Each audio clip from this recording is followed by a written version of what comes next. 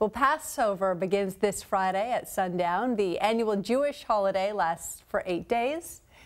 It commemorates the exodus of the Jewish people from slavery in Egypt more than 3,000 years ago. Passover is one of the most important holidays in the Jewish tradition. And joining us now is Rabbi Shmuly Levitin. Shmuly Levitin. I'm sorry, we had the wrong name in the teleprompter.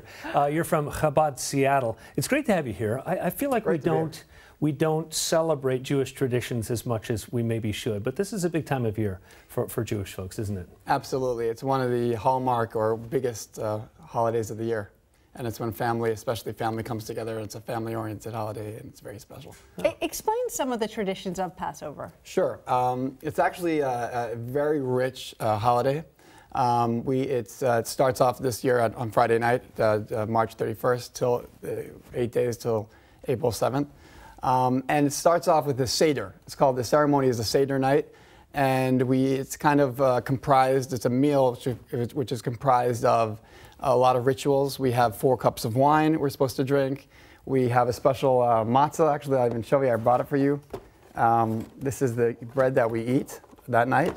It's actually not bread. It's unleavened bread. So it's, here, I'll just show the viewers. It's really delicious. Oh, wow. Once you pop, you can't stop. It tastes really good. And so we have this.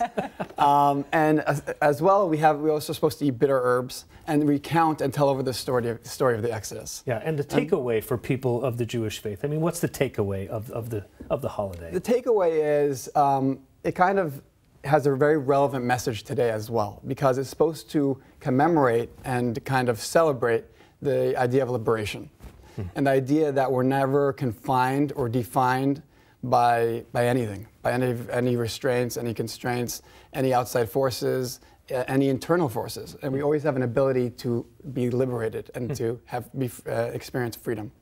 And so it's called the festival. It's actually called in Hebrew Zman Cherutenu, the festival of freedom.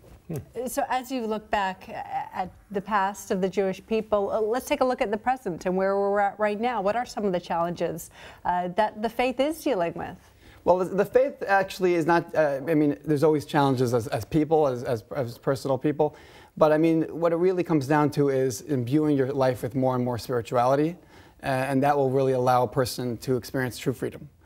Which is why we eat unleavened bread. If you notice, the entire Pesach, Passover, we do not eat leavened bread. It means you don't eat typical bread. The bread that we eat is bread that didn't have a chance to rise.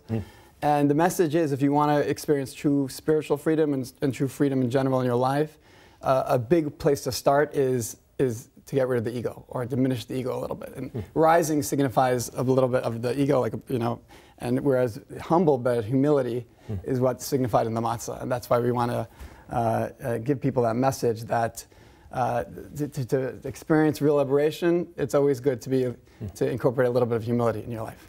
Just about out of time, but what do you think the biggest misconception is about Judaism? I think some people maybe don't focus enough on how Judaism's real core is. That, like mentioned in the Talmud, what you don't like done to yourself, don't do to others. And that's really what it comes down to. In fact, one of the biggest sages in ancient times told somebody that Judaism comes down to what you don't like done to yourself, don't do to others, and everything else is commentary. That's the core. And I just want to mention today to your audience that anybody looking for a Seder, no Jew should go without a Seder, so anybody looking for a Seder can contact any of the many Chabad centers around the Puget Sound area, and they can find a beautiful, warm Seder to attend Friday night and Saturday night, so two nights of Pesach. Are non-Jews allowed at Seders? Yes, they're allowed to attend. Okay. There's many times they do attend, yeah. That sounds awesome. Yeah. Well, it's good to meet you. Thanks for being here. Nice meeting you. Thanks for having me on the program. Yeah, Rabbi Shmuly, thank you.